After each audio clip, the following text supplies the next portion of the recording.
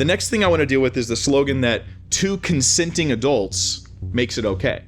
As long as they consent and as long as they're adults, whatever they do is totally fine. Is adult consent all that really matters when it comes to the morality of what people do? Can two consenting adults say anything they do is therefore morally good? Because we're not arguing that it should be banned, we're arguing that it's not morally good. It's morally bad.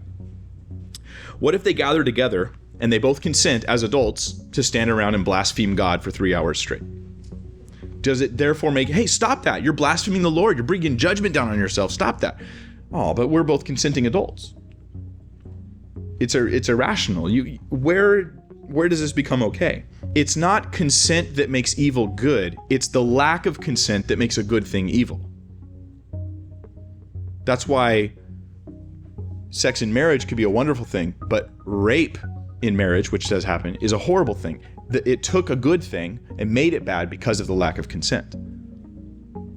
But you can't flip it and have consent make something bad into something good. It's really the other way around. It doesn't make bad things good, it just makes good things bad. It's just like poop. It just makes good things bad. It doesn't make anything good. That's the lack of consent. What if two people get together, two adults, they agree together as consenting adults to commit adultery? Does that make that adultery okay? No, of course not. Of course not.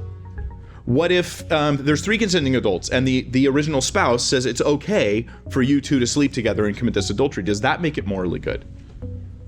No, this is morally wrong. Just because you consent doesn't make it okay. What if they consent together to commit suicide? Two consenting adults jump off a bridge together. Does that make it morally good? This should be an easy question, right? No, that does not make it morally good.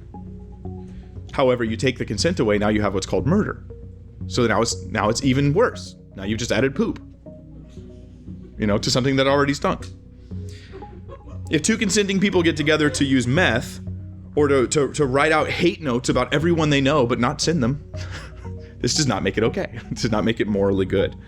This is humanism in disguise. Humanism that man is the measure of all things, or to put it another way, that we can invent our own morality for our own convenience, just invent it, therefore now it's morally true. Like we're making up house rules in Monopoly.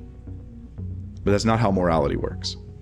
It's either true or there is no morality, but you don't get to invent it on your own. That is one of the most, it's a bankrupt system to think you can invent morality.